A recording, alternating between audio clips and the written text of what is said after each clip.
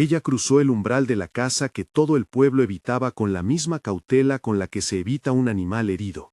Las hojas del maguey raspaban sus piernas. El sol, ya cansado, dibujaba sombras largas sobre el patio cuarteado. Detrás de ella, la plaza del pueblo quedaba como un recuerdo áspero. Las miradas esquivas, los cuchicheos, la mano seca de don Genaro empujándola fuera de la tierra que había sido de su familia por generaciones. Adelante, la hacienda antigua respiraba polvo y memoria. Nadie quería heredar lo que la gente llamaba la casa maldita. Xochitl sostuvo a Mateo en su pecho, la cabeza del niño recostada en la clavícula, caliente y liviana, como si en cualquier momento se fuera a derretir. Helio, con las rodillas raspadas y el pelo pegado al sudor, llevaba la bolsa pequeña con sus pocas pertenencias, una olla de barro, un machete pequeño que había sido de su padre y un zarape deshilachado que aún olía a nixtamal. La mujer caminó despacio. Cada paso era una decisión que le quemaba la garganta. Quedarse en esa ruina o volver a la plaza, pedir, mendigar, aceptar la humillación pública cada día frente al hombre que ahora ostentaba el poder del pueblo. Recordó la mañana en que don Genaro se plantó frente a su puerta y habló con la voz que ya no soltaba los suyos. «Esa tierra es mía. Si tu marido no deja de traer problemas, tendrás que marcharte». Ella había sentido que el suelo se le abría bajo los pies, pero había juntado las pocas fuerzas que le quedaban y había atado a sus hijos. Fuera lo que fuera, prefería la casa maldita a la vergüenza diaria. Quizá la casa estaba vacía, quizá la gente decía que quien entraba allí cargaba con una maldición.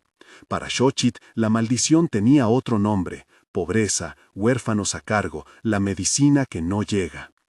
La primera noche en la hacienda fue una colección de sonidos y antiguas rutinas. El patio central estaba lleno de hojas secas, una hamaca colgó del arco en el corredor, y dentro del cuarto principal encontraron repasado el sitio donde solía dormir el antiguo capataz. Había muebles rotos, zarapes de colores desteñidos por el sol, un espejo cuarteado que devolvía su propia mirada con fragmentos. En el fogón, el fuego olía a madera vieja. Fuera, el viento traía un lamento que los niños confundieron con el canto de alguna lejana ave. La leyenda de doña Inés se pegó a la memoria de Xochitl de manera natural. Todos en el pueblo susurraban que la señora Inés protegía las posesiones de la hacienda con un celo que se parecía a la ira. Pero Xochitl había visto demasiadas injusticias para creer en maldiciones que castigaran a los que ya eran castigados por la vida.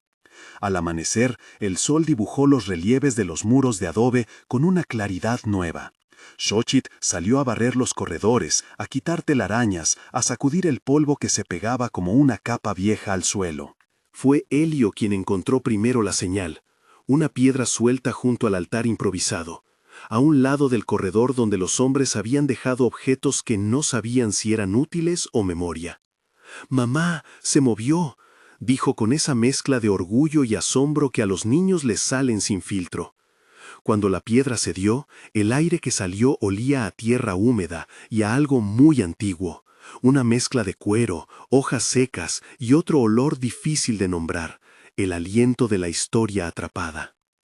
Descendieron por una escalera de madera carcomida que crujía con la gravedad de los años. La estancia subterránea olía como una bodega cerrada durante décadas. Era frío. El jade que llevaron a la luz parecía emitir una calma extraña. Baúles de madera cerrados por hierro se alineaban contra las paredes, envueltos en telas que crujían al tocarlas. Había recipientes de barro, rollos de tela con bordados que insinuaban patrones antiguos, y cajas con utensilios de metal corroído. En una de las mesas descansaba una máscara de jade que agarró la mirada de Xochitl con un peso que no era solo material.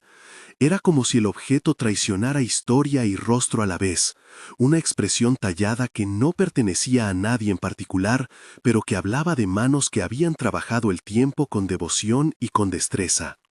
El jade estaba frío al tacto, casi como si hubiera atrapado la noche en su interior. Entre los baúles apareció un cuaderno con tapas gastadas y notas en tinta corrida. En la portada, un nombre: Don Alejandro de Montejo.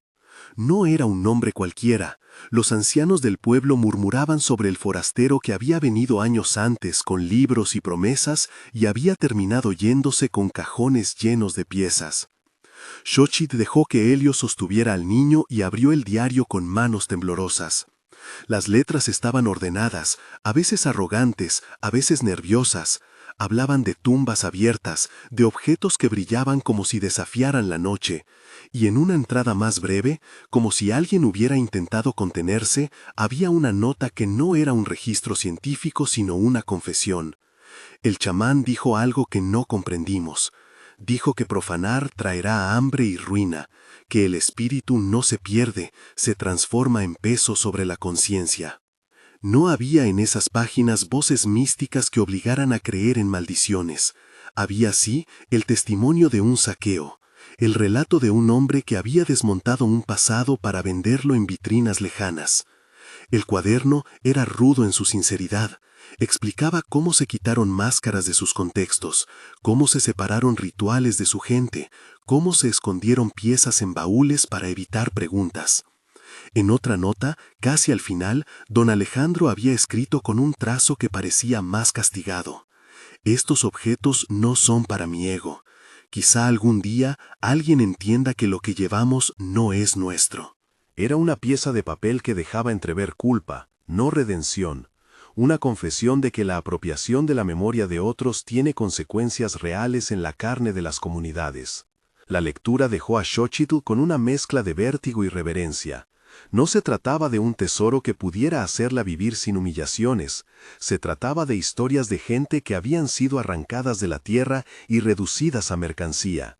La máscara de jade, de pronto, dejó de ser un peso más y se convirtió en una responsabilidad. Ella apretó el cuaderno contra el pecho como si fuera más frágil que el propio objeto. Afuera, Helio jugaba con una pequeña muñeca hecha de trapo. Dentro, su corazón latía con la misma fuerza que el de su madre cuando la noche se cierra y deja a uno sin respuestas. Pero las historias no cobran sentido si no se pueden pagar. Mateo empeoró durante la primera semana en la casa. Fiebre que no cedía, un niño que dejaba de jugar y se dedicaba a mirar las sombras, a guardar la energía como quien protege un tesoro interior. Doña Elodia, la anciana que vivía cerca del pozo y que había sido curandera del pueblo desde siempre, pasó a verlos. No trajo bálsamos milagrosos ni promesas de ritos. Trajo tazas de té de romero y manzanilla, recetas antiguas y un diagnóstico realista. Tiene infección, le faltan medicinas que solo el médico puede dar. Aquí no hay penicilina para salvarlo si sigue así. La palabra penicilina sonó como si alguien hubiera mencionado una posibilidad lejana, medicina que necesitaba dinero. Xochitl lo supo con la claridad de los que no tienen tiempo para pensar. Había que conseguir medicinas y rápido, no por orgullo, no por el brillo de una máscara, sino por un niño que respiraba con esfuerzo en la hamaca. Había otras opciones, siempre las hay, pero en los pueblos pequeños esas opciones son a menudo sinónimas de humillación. Pedir prestado a familias que ya te miraban con desconfianza, vender lo poco que quedaba de su casa a campesinos ávidos, trabajar hasta desfallecer por algunas monedas. Ella fue a la plaza con Mateo en brazos y contó en voz baja lo que ocurría. Algunas manos se apartaron, otras ofrecieron ayuda, de vecinos que tal vez le dejarían la medicina si ella podía pagar después. Don Genaro no fue uno de ellos. Su indiferencia era una herramienta, saber que tenía el poder de condenar a alguien a la invisibilidad y ejercerlo sin dramatismo. Es su culpa, murmuraban algunos. Si su marido no se hubiera metido con quienes no debía, añadían otros. No había piedad, solo consecuencias. Xochitl volvió a la casa maldita con el sabor de la impotencia en la boca. Helio, que ya comprendía lo que era la escasez, fue a la bodega y sacó un poco de maíz. Hizo tortillas sobre la plancha sin harina y las ofreció a su hermano con la seriedad de un adulto. La noche era larga y fría, el viento barría el patio con una música que parecía una pregunta. Xochitl se apoyó sobre una de las vigas del corredor, las manos crudas de tanto trabajar, y respiró profundamente. En el sótano, la máscara brillaba con un verde que seguía pareciendo un rostro. El cuaderno de don Alejandro quedó sobre la mesa, abierto en la página donde aquel hombre había intentado justificar su propia codicia con curiosidad. Xochitl acarició las letras con una mezcla de rabia y compasión. Era fácil odiar al saqueador, lo difícil era decidir qué hacer con lo que había quedado. La venta apareció como una idea que no pedía permiso. No fue elegante, no vino acompañada de discursos sobre la protección del patrimonio. Fue un impulso de madre, vender algo que no era suyo, sí, pero que en su corazón estaba destinado a salvar la vida. ¿A quién vendería? ¿Quién pagaría lo suficiente? En el pueblo no había compradores serios, el comercio de objetos culturales se movía en la ciudad, entre anticuarios con manos largas y caras frías. Xochitl pensó en Cienfuegos, un nombre que le habían dicho en voz baja, un anticuario que recogía piezas por menos de lo justo y que trabajaba con hombres que no discutían mucho si se les pagaba. Por otro lado, estaba la posibilidad de entregar las piezas a una institución, de invocar al doctor Morales que trabajaba en la capital, en ese instituto que prometía restaurar, proteger y devolver lo que fuese recuperable. Pero los procedimientos toman tiempo, la burocracia se come las urgencias y el niño no podía esperar. Esa noche, Xochitl no durmió. Se sentó junto al fogón, con Mateo dormido y Helio con los ojos abiertos, como si sujetara la idea del mundo. Doña Elodia vino de nuevo al amanecer, y sin rodeos le dijo: «Si vas a vender, hazlo con cuidado. No vendas lo que tiene nombre de pueblo para un camión que lo olvide en una vitrina. Vende lo que no lleve voces». Doña Elodia no era una mujer de consejos poéticos, hablaba como si fuera una comerciante de sosiego. Le trajo un pequeño frasco con una pomada para la fiebre y le recitó un remedio viejo protectivo. Xochitl tomó la pomada y la palabra vender se hizo más pesada. Helio quiso acompañarla a la ciudad. «Mamá, si vamos juntos te ayudo a cargar», dijo con la seguridad de 7 años que cree poder con todo. Ella pensó en dejarlo en la casa con la promesa de regresar pronto, pero la idea de dejarlo sola frente a posibles miradas y preguntas la dejó sin paz. Así que los tres, con el corazón encogido, subieron al primer transporte que encontró hacia la carretera. Dejar el pueblo fue como arrancar una página del libro que había sido su vida. Atrás quedó la casa maldita, con sus sombras y sus secretos. Adelante, la ciudad prometía resolver o empeorar todo. La urbe olía a gasolina, a guisos que se venden en las esquinas, a gente que se mueve con prisa.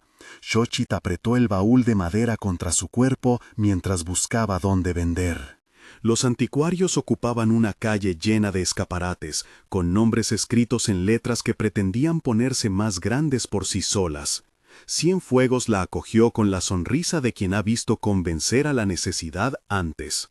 No era hombre de muchos escrúpulos, pero tampoco de explicaciones largas. «Una máscara así no se encuentra todos los días», dijo, como si la pose de vendedor bastara para cerrar un trato moral. Le puso números sobre la mesa, Xochitl los miró y los sentía como quemaduras. Eran suficientes para comprar las medicinas que le habían indicado y para asegurar algunas provisiones durante meses. Eran también una baja que dolía, vender no solo un objeto, sino el eco de manos que lo habían tallado. En la tienda, la máscara parecía perder su nombre. Cienfuegos la miraba con un cálculo despiadado. Helio miraba con inocencia que disolvía cualquier justificación. Xochitl pensó en don Alejandro, en su diario, en la confesión que sugería remordimiento y vacío. No era lo mismo vender a un comprador que devolver a un pueblo. Pero la decisión urgía. Con las manos temblorosas deslizó la máscara por encima del mostrador, notando cómo el jade resbaló de su piel, frío de extraño. No era una moneda lo que soltaba, era una responsabilidad. El dinero llegó en billetes que olían a otros lugares. La suciedad de la ciudad parecía pegarse a las manos con la misma facilidad que la esperanza se pegó al corazón de Xochitl. Compró la medicina, la puso en la mochila y regresó a la casa maldita con el peso de algo que no era solo físico. Mateo mejoró con las dosis, con la atención, con la limpieza que Xochitl compró en el botiquín. La fiebre se dio en días, la sonrisa del niño volvió como si alguien hubiera girado un interruptor. La medicina resultó ser eficaz, no por milagro, sino por la ciencia que la sostenía y por la rapidez de la decisión. Xochitl sentía alivio, pero en alguna parte de su pecho la máscara faltaba como una pieza de un rompecabezas que no mataba, pero dejaba una herida. La venta no pasó inadvertida. En la ciudad, la máscara cambió de manos en una red que nadie miraba con detenimiento. En la carretera de vuelta, el baúl vacío era un silencio que la seguía. En el pueblo los rumores se movieron con la velocidad de las hormigas. Alguien había visto a Xochitl en la ciudad, alguien dijo haber notado a Cienfuegos en la calle principal. Palabras simples se convirtieron en acusaciones. Vendió la casa, murmuraron unos. La vendió y compró su curación, dijeron otros. Había quienes la miraron con pena, había quienes la miraron con ira, como si la venta fuera un robo al espíritu de la comunidad. Don Genaro, por su parte, no tardó en enterarse. Su manera de saber las cosas era lenta y directa. Un hombre le contó, un rumor llegó a su mesa con la formalidad de una hoja de papel. Para él, la noticia era gasolina. La posesión y la memoria eran para manejarse y su poder dependía de eso. Si Xochitl hubiera vendido la máscara, él lo vería como una confusión que merecía corrección. Si la hubiera vendido para salvar a su hijo, lo vería como una traición a un orden que él mantenía. En cualquier caso, la situación representaba una oportunidad para aplastar lo que consideraba débiles. Esa noche, cuando los vientos volvieron a barrer el patio, Xochitl no escuchó lamentos sobrenaturales ni voces de condena que vinieran de la máscara. Escuchó pasos distintos, el murmullo de hombres que se acercaban en la carretera, el relinchar apagado de caballos a lo lejos. Helio, que había notado primero el ruido, se asomó por la ventana rota. «Mamá, vienen silbando», dijo. Las sombras en la lejanía se movían con una cadencia que no prometía nada bueno. Doña Elodia, al enterarse, cruzó la noche con una lamparilla y un gesto que no hablaba de miedo, sino de previsión. «No son fantasmas», dijo mientras atizaba el fuego. «Son hombres que respetan el poder del dinero. Vendiste lo que pudiste y haces bien, pero ahora debes cuidar lo que queda». Sus ojos, encendidos por la lucidez de alguien que ha visto muchas heladas, miraron a Xochitl con calma. La maldición que la gente invoca no es la de los espíritus, sino la de la codicia. Ten cuidado, hay quienes pasarán por encima de todo por un poco más de lo que ya les diste. La casa maldita, que durante tantos años había sido un costal de madera podrida y memoria, se había convertido en un punto de conflicto. La venta había encendido una mecha. No fue inmediata la violencia, pero sí fue inmediata la tensión. En la madrugada, un faro lejano se movió por la llanura, luego otro. No era frecuente que hombres llegaran en la noche a la hacienda, y menos con armas largas. Helio apretó la mano de su madre con la fuerza de quien quiere creer que aún controla el rumbo de los acontecimientos. Xochitl se acercó al umbral y miró la carretera.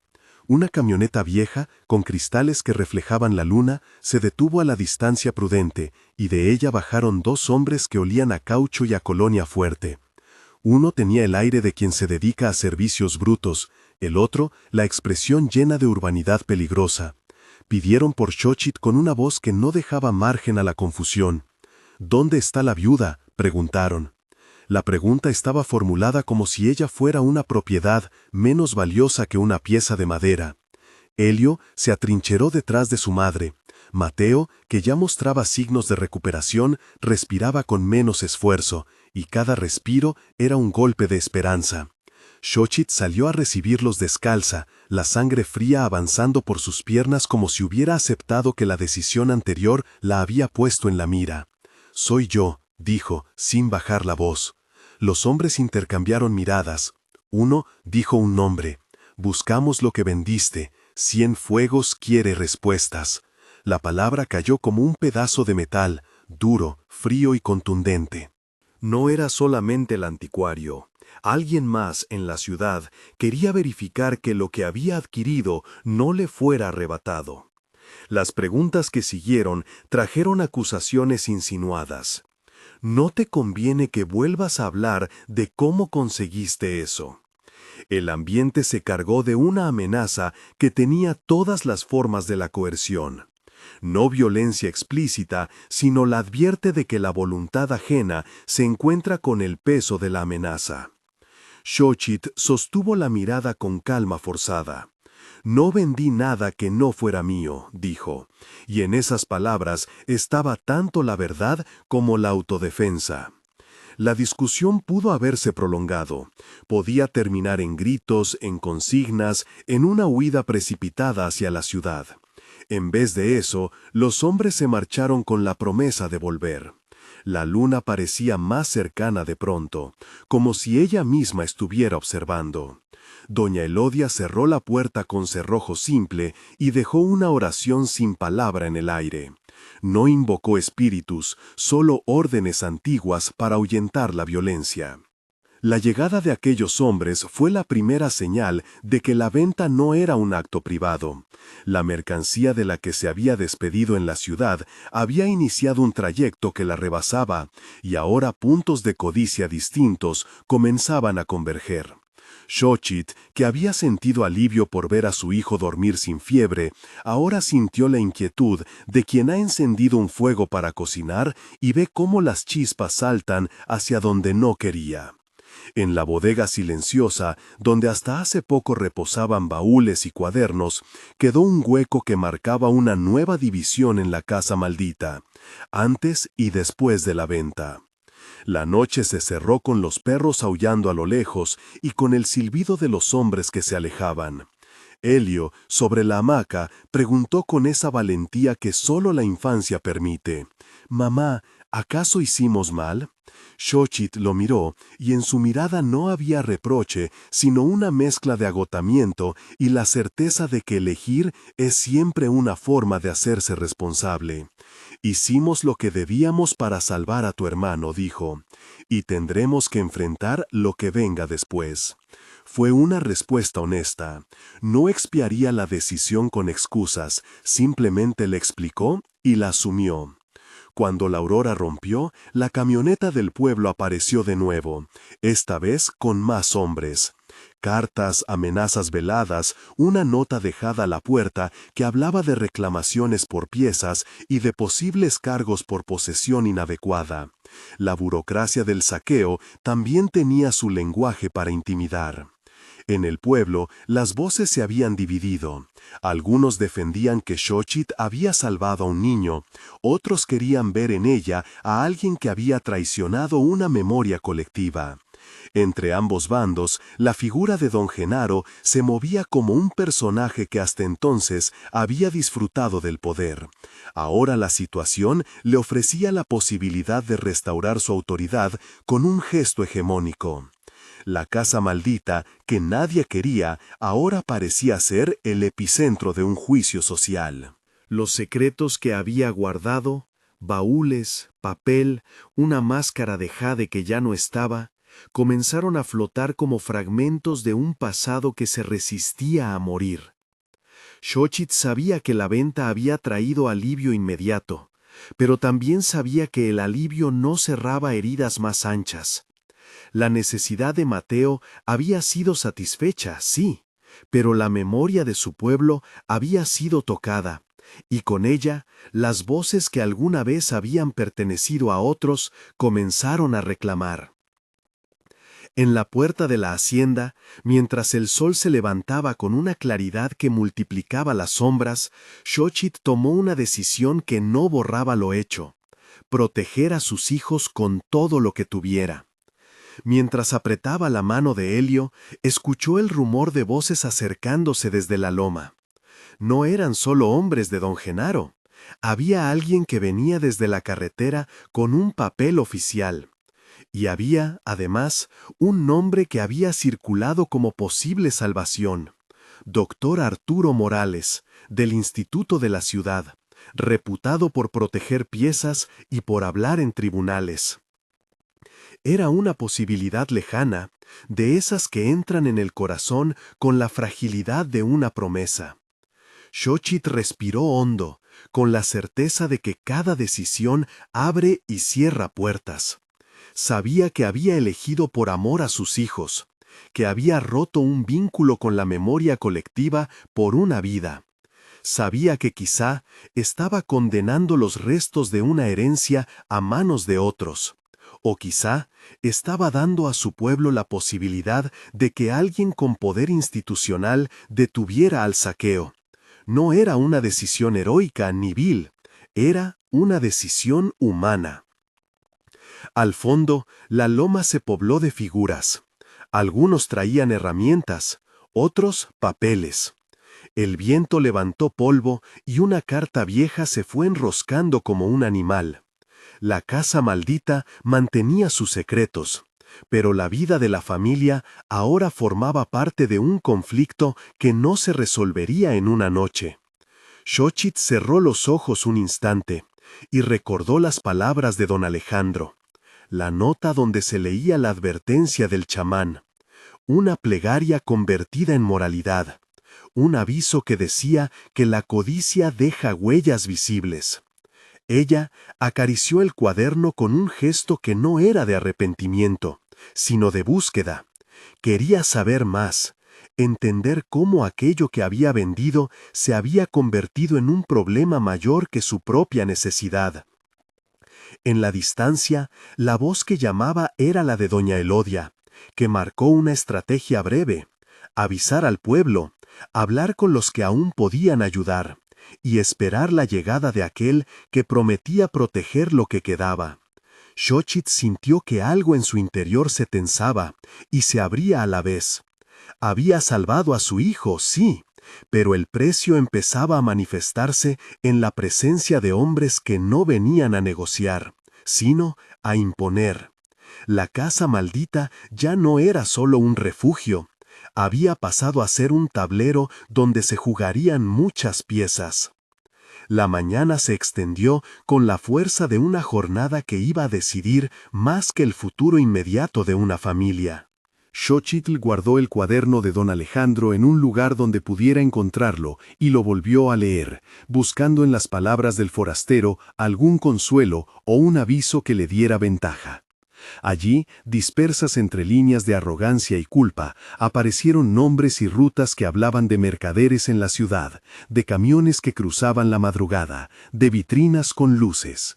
Cada línea era un hilo que, si se tiraba, podía desenmarañar una red entera. No obstante, en ese momento, lo más urgente era la sombra que se acercaba por la loma, hombres, papeles y quizás una puerta institucional que debía tocar antes de que la violencia dictara su ley. Xochitl se preparó para recibirlos. Sabía que la determinación que la había llevado a la venta podía también conducirla a negociar una salida mejor para su pueblo, si el doctor Morales y su equipo realmente existían y si tenían la voluntad de actuar. O quizá todo terminaría en una imposición de poder. Ninguna certeza la acompañaba, solo la certeza de que había hecho lo que creía mejor para su hijo, aunque eso la hubiera puesto en la mira. Mientras las sombras llegaban y el día se desplegaba, la vieja hacienda, aquella que nadie quería, comenzaba a dejar entrever que sus secretos no eran solo cosas, eran raíces de identidad, historias arrancadas y promesas por cumplir. Xochitl en el umbral sintió cómo la leyenda de la casa maldita cambiaba lentamente de sentido. No era la obra de espíritus, sino el reflejo de manos que habían querido apropiarse de la memoria. La pregunta que flotaba en el aire no tenía acento místico sino moral. ¿Qué se sacrifica por un hijo y qué se defiende por una comunidad? El ruido de la loma respondió con una nota de metal. Llegaron hombres, llegaron papeles, y con ellos la promesa de que nada volvería a ser igual. Si esta historia te obliga a recordar aquella vez en que tuviste que escoger entre dos dolores, cuéntalo en los comentarios. Sirve para entender por qué la gente hace lo que hace. La figura que venía por la loma no era ni un juez ni un cura, sino un hombre con la paciencia curtida de quien ha dedicado la vida a tratar con papeles y con objetos que no son de nadie hasta que alguien demuestra lo contrario. El doctor Arturo Morales descendió del jeep con lentes que le pegaban la luz del mediodía y una carpeta repleta de sellos. A su lado caminaba Ricardo, su ayudante, con una linterna y una cámara vieja. Detrás, un par de técnicos del instituto cargaban estuches acolchados y bolsas de plástico respetuosas. No entraron con alfombra roja ni con decretos, llegaron con preguntas, con una mezcla de cuidado institucional y la mirada de quien sabe que está entrando en un terreno donde cada paso puede abrir heridas. Xochitl los recibió en el umbral, como quien abre la puerta a algo que no puede contener, con pragmatismo y la vigilancia de quien ha aprendido a medir las palabras. El doctor Morales habló primero con la voz que usan los que no quieren herir antes de actuar. Vengo por la familia y por lo que ustedes encontraron, no para crucificar, sino para entender. La frase era una promesa y un aviso. No iba a deshacer lo que el tiempo y la necesidad habían movido, pero podía ofrecer un camino que no pasara por el silencio de la venta clandestina. En el muelle del diálogo que siguió, el cuaderno de don Alejandro fue la llave que hizo posible una negociación. No era un documento legal en sí, pero sus notas trazaban rutas y nombres que permitieron armar un mapa de la cadena. Comerciantes, intermediarios, la tienda de Cienfuegos. Más importante aún, sus páginas demostraban que las piezas no habían salido de la tierra por simple comercio, sino por un proceso de extracción que había roto contextos y enterrado voces. Eso cambió la conversación. Ahora lo que había en la bodega no eran objetos anónimos, eran pruebas de sustracción. El doctor Morales no llegó con una solución mágica. Dijo las verdades que a veces duelen, que las instituciones demoraban, que los procesos eran lentos y que, sin pruebas, la ley no siempre podía actuar. Pero ofreció algo concreto: asegurar lo que quedara en la hacienda, documentarlo y presentar esos elementos como evidencia ante las autoridades de patrimonio. A cambio, propuso una protección mínima para la familia, cobertura médica complementaria para Mateo y un plan para que la comunidad participara en la custodia. Fue un reconocimiento a la vez técnico y humano. La institución, dijo, no venía a expropiar el dolor, sino a canalizarlo hacia una posibilidad de reparación. Mientras hablaban, don Genaro observaba desde la loma, en medio de su círculo de aliados. No se había quedado quieto, había reunido a sus hombres, había tanteado alianzas, y la llegada de los forasteros era una piedra más en su tablero. Se acercó con esa seguridad heredada que proyectan quienes creen que la tierra les responde por obediencia. Su voz, al encontrarse con la del doctor Morales, adoptó los tonos del político local: autoridad, preguntas veladas y una demanda de relevancia. ¿Y qué ocurrirá con las tierras?, preguntó. ¿No se hará un teatro con lo que esta mujer encontró mientras nosotros sufrimos? Las palabras eran un intento de recuperar no solo el control sobre la narración, sino la ventaja sobre quienes habían sido marginados. Xochitl sostuvo la mirada de don Genaro sin insultos ni sumisión. Había aprendido, en ese tiempo breve y brutal, que la firmeza no necesita gritos. Lo que yo hice fue por mi hijo, dijo con simpleza. Si lo que queda tiene que protegerse, me parece bien que se haga con reglas justas. Era una frase que cerraba una posibilidad y abría otra. Aceptación y reclamo al mismo tiempo. El pueblo escuchó, y muchos comenzaron a alinearse, no tanto por convicción como por cansancio. Las divisiones existían todavía, pero el ejército de la indiferencia podía ser desdicho por el hecho palpable de que había un niño que respiraba mejor. La primera tarea fue simple en la idea y compleja en la ejecución: inventariar. Ricardo limpió sus lentes y comenzó a anotar. El doctor Morales pidió guantes, bolsas etiquetadas y una línea de custodia. Cada pieza fue documentada, fotografiada, pesada con una balanza portátil. Cada tela fue desdoblada con respeto. En el fondo del sótano, los objetos dejaron de ser un montón y se convirtieron en fichas de identidad. Había recipientes con incisiones, textiles con bordados que hablaban de clan, huesos que no correspondían a mercancía. Había ese tipo de piezas que, cuando se examinan, devuelven miradas hacia personas que vivieron otra época. La tarea fue lenta, silenciosa y ceremonial en su forma. Como si, por un momento, el lugar reclamara la forma correcta de nombrar aquello que había estado maltratado. No faltaron voces críticas. Algunos en el pueblo vieron al instituto con desconfianza. Para ellos, los funcionarios eran extraños con la toga de la justicia, capaces de llevarse todo a la ciudad y desaparecerlo en museos que nadie visitaría. El doctor Morales, que había escuchado ese argumento antes, respondió con transparencia. Propuso un acta donde se dejara constancia de que las piezas quedarían en custodia institucional hasta que hubiera un plan de retorno y restitución que incluyera a la comunidad.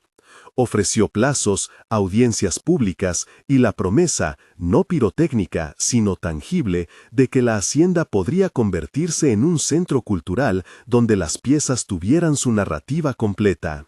Fue una oferta que no extinguiría todas las sospechas, pero sí las neutralizó lo suficiente para avanzar. Mientras tanto, la noticia de la intervención se filtró por los reductos donde circulaba la codicia. Cienfuegos, desde su escaparate de ciudad, empezó a recibir llamadas inquietas.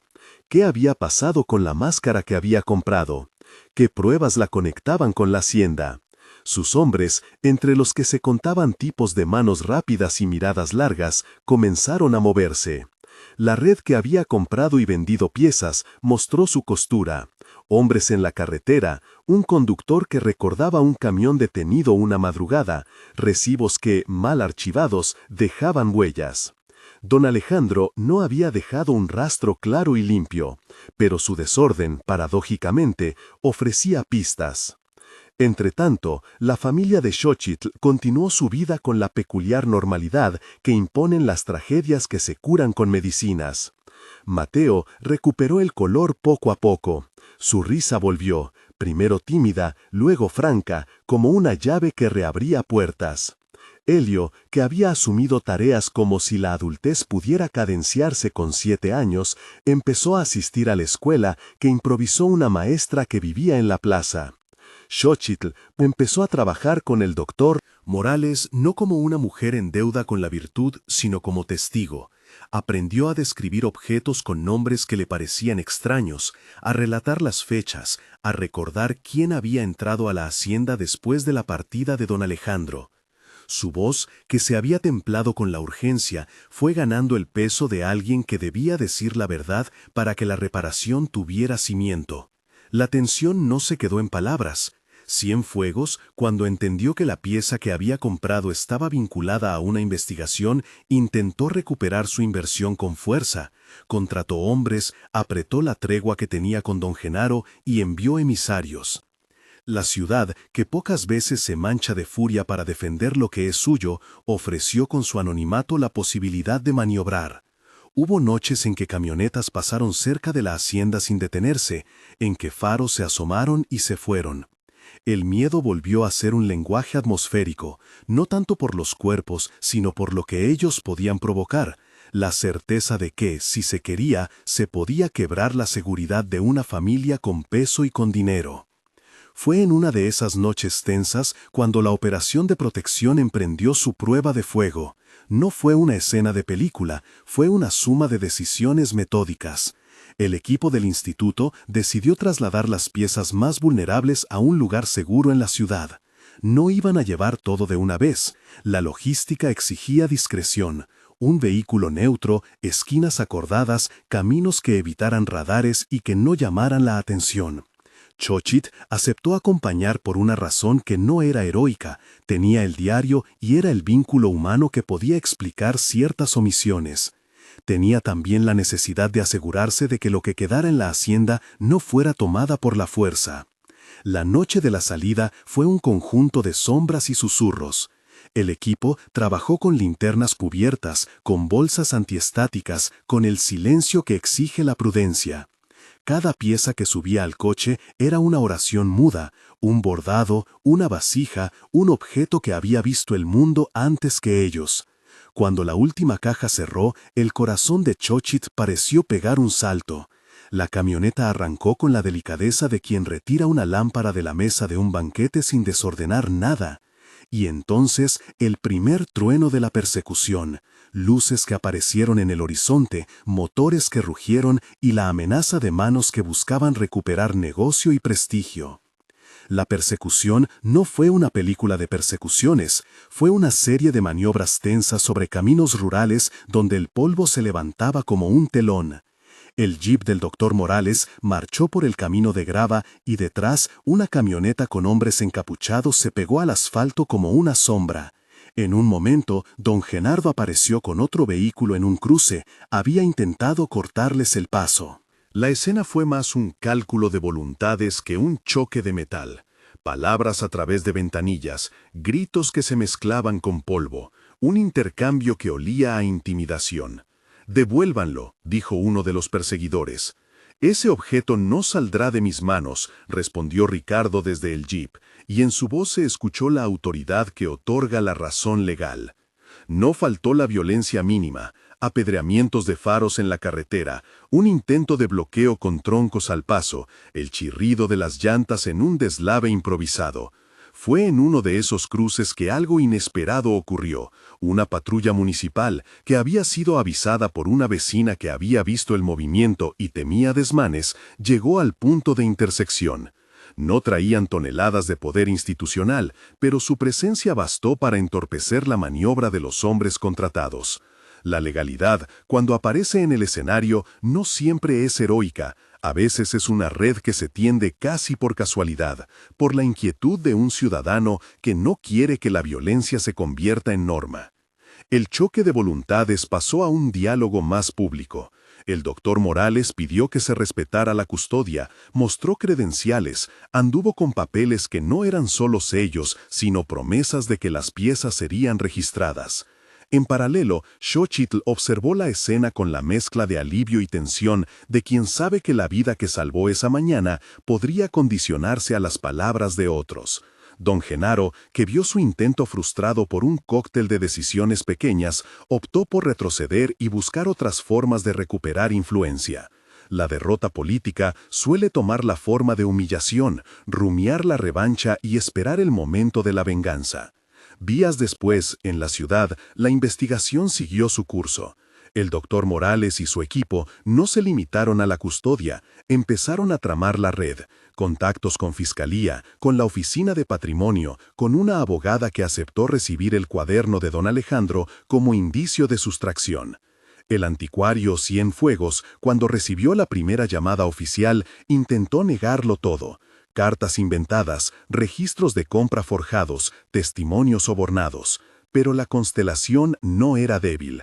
Recuentos de camiones, recibos mal escritos, nombres que aparecían en el diario y que se correspondían con facturas en el registro de una imprenta. La ciudad mostró una red de tráfico que funcionaba con la naturalidad de un mercado. Piezas que salían de contextos para terminar en salones donde se aplaude la estética sin preguntar por la historia. En el pueblo, la presión hacia don Genaro comenzó a cambiar de color. No fue un proceso súbito, la gente pudo seguir teniéndole miedo, pero la circulación de información y la mirada pública operaron como antiséptico en una herida. El que había ostentado poder comenzó a sentir la incomodidad de que sus vecinos conversaran en voz alta. Historias de favores no devueltos, de tierras arrendadas por poco, de decisiones que beneficiaron a su familia comenzaron a circular. Alguien encontró un recibo antiguo que vinculaba a su administrador con ciertos movimientos. Otro, una hoja que sugería que había negociado con intermediarios.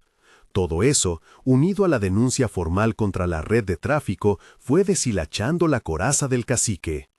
Xochitl vivió esos momentos con la sencillez de quien no busca celebraciones. Entendió que su alivio por la salud de Mateo no borraba la desazón de haber sido parte de una cadena. Aún así, con el tiempo, cuando los tribunales empezaron a moverse y las piezas regresaron en calidad de custodia, su voz fue imprescindible.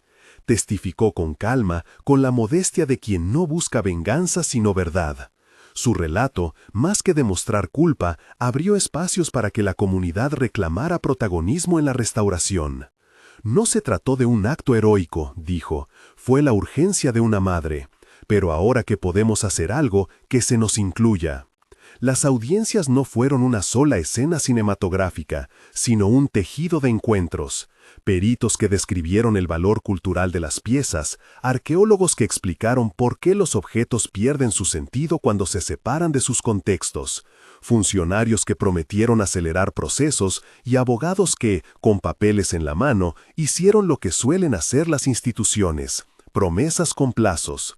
Hubo reuniones largas, discusiones sobre fondos, debates sobre si era mejor crear un pequeño museo local o un centro cultural con itinerarios que llegaran al pueblo. Las alternativas no eran excluyentes, y la comunidad, con el tiempo, entendió que la lucha era por recuperar no solo piezas, sino la narración de su historia. El desenlace judicial tomó meses. Cienfuegos recibió demandas y aunque intentó mantener su red con maniobras legales, los indicios lo cercaron. Su tienda fue objeto de una inspección que terminó con el decomiso de varias piezas. Sus clientes, algunos ligados a compradores internacionales, se encontraron con preguntas incómodas. Don Genaro, por su parte, experimentó algo menos dramático pero todavía decisivo. Su influencia local fue socavada por las pruebas de su connivencia y por la valentía de vecinos que ya no estaban dispuestos a aceptar la arbitrariedad. Fue un proceso social más que un veredicto fulminante. La comunidad comenzó a mirar hacia otros liderazgos, hacia quienes habían actuado para proteger los bienes comunes. Mientras tanto, las piezas en custodia fueron restauradas con lentitud. Restauradores del instituto trabajaron con telas, con ceras y con paciencia. Cada reintegración al estado original era una restitución simbólica, una pequeña reparación ética. Algunas piezas no podían regresar a su lugar original por razones de seguridad o de conservación, otras sí.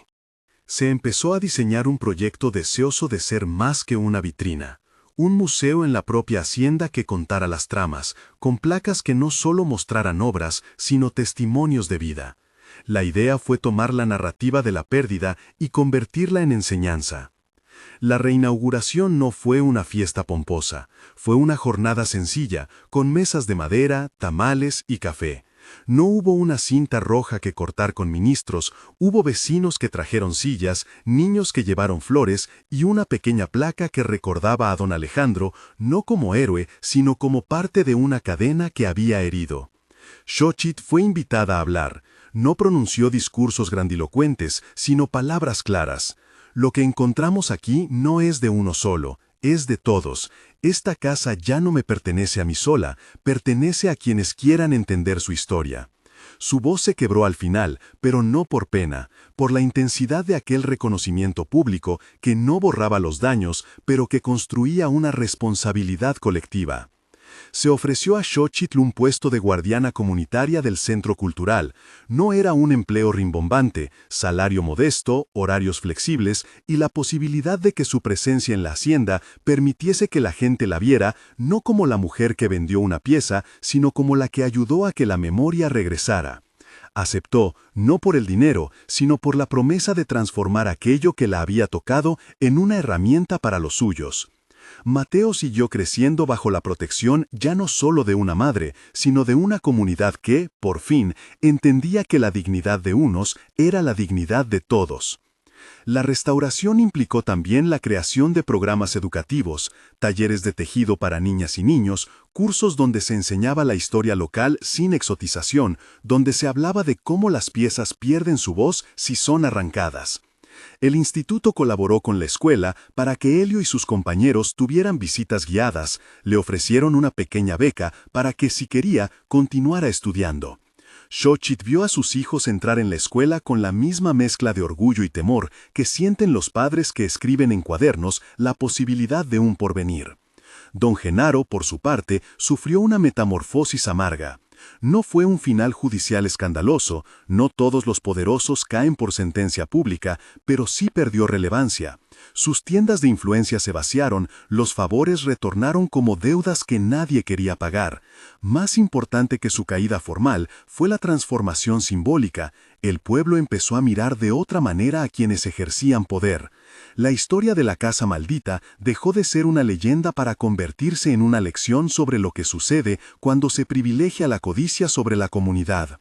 En la vida cotidiana, la casa antigua cambió su olor. Ya no era solo polvo y moho, era sudor de trabajo, olor a pino de las estanterías nuevas, a barro de las manos que tejían. La hamaca en el corredor se convirtió en lugar de charla matutina. Las noches, antes de silencio y lamentos, se llenaron de visitas. Estudiantes, personas interesadas en aprender sobre la historia local y sobre cómo se reconstruye una memoria. Los baúles vacíos ahora servían de exhibidores con explicaciones claras y respetuosas. No todo volvió a ser perfecto. La herida seguía visible en las familias que habían perdido piezas y en quienes habían visto en el saqueo una forma de salir de la pobreza. Pero la conversación había cambiado de tono. Xochitl, observando todo eso desde su puesto de guardiana, supo que su decisión de vender había sido una fracción de una historia más larga. No justificó su acto más allá de la necesidad de salvar a su hijo, pero tampoco permitió que la culpa la consumiera. Su voz fue una cuerda capaz de soportar nota por nota las contradicciones. Había hecho algo cuestionable por amor, y la comunidad, con justicia y paciencia, había convertido esa tensión en algo constructivo. Aprendió a explicar que a veces los actos que nos salvan son los mismos que nos exponen, y que la reparación no es solo jurídica sino ética y comunitaria. Con el tiempo, la hacienda se transformó en el centro cultural Doña Inés, en una ironía que no buscaba restituir superstición sino dignidad. El nombre, elegido por consenso, fue un gesto de reconciliación con la memoria. La señora Inés dejó de ser la guardiana de una maldición para ser el símbolo de la protección colectiva. Las placas en las salas no hablaban de saqueo como espectáculo, relataban procesos, mostraban las fotos de la restauración, explicaban por qué la excavación sin respeto es violencia. El esfuerzo incluyó talleres para que jóvenes aprendieran a documentar y cuidar objetos, para que la cultura local pudiera ser narrada por sus propios actores. La caída de la red de tráfico no erradicó para siempre la tentación del mercado, pero sí dejó claro que la combinación de denuncia, documentación y coraje podía frenar a quienes creen que la cultura es una mercancía despojada de dueños. Cienfuegos no desapareció en un escándalo único, sus hombres fueron sancionados, y la reputación de su negocio quedó marcada. Algunas piezas recuperadas fueron repatriadas a comunidades que habían perdido contacto con ellas. Otras, por razones técnicas, quedaron en el museo con el compromiso de que sus historias serían contadas y compartidas. Eso no borró la complejidad del proceso, pero sí ofreció una alternativa a la ficción del pillaje exitoso. Xochitl envejeció unos años más con la tranquilidad que no da la riqueza sino el reconocimiento. Sus hijos crecieron con la posibilidad de estudiar y de pensar en un futuro distinto. Mateo, sano, se hizo amigo de las visitas escolares. Helio, curioso, se hizo guía improvisado, orgulloso de haber sido el que encontró la piedra suelta aquel día. La comunidad, que alguna vez la había mirado con suspicacia, empezó a verla como una pieza clave de la reconstrucción, no por su acto en solitario, sino porque supo convertir esa elección en una invitación a la reparación colectiva. En las noches de lluvia, la hacienda resonaba con historias. Viejos contaban anécdotas, jóvenes aprendían técnicas de conservación, y en una pequeña sala, el cuaderno de don Alejandro descansaba en una vitrina con un letrero que decía, «Testimonio de una época». No era un monumento al saqueo, era un recordatorio de cuánto se pierde cuando la codicia guía nuestras manos. La maldición que muchos temieron quedó expuesta. No era una fuerza sobrenatural, sino la consecuencia de un mundo que pone precio a lo que debería tener nombre y hogar. Xochitl nunca olvidó la noche en que la decisión la llevó a la ciudad con miedo y con la esperanza en la mochila. A veces, cuando pasaba por el patio ahora arreglado, miraba al sur, hacia la loma donde don Genaro había observado, y pensaba en cómo el poder puede cambiar de dueño. Sabía que la justicia no siempre es rápida ni perfecta, pero también que la acción de un puñado de personas con voluntad puede modificar el curso de la memoria colectiva. La historia de la casa maldita se convirtió en un relato que corrió por otros pueblos. No era una fábula de miedo, sino una lección que se transmitía con la claridad de quien ha aprendido a diferenciar necesidades y ambiciones. Los periodistas que llegaron, unos curiosos, otros con la intención de dramatizar, se encontraron con una comunidad que ya no quería que su pasado fuera una mercancía. Querían que la gente supiera que hay otro camino: documentar, proteger, enseñar y devolver. El cierre no fue un punto final, sino una puerta abierta.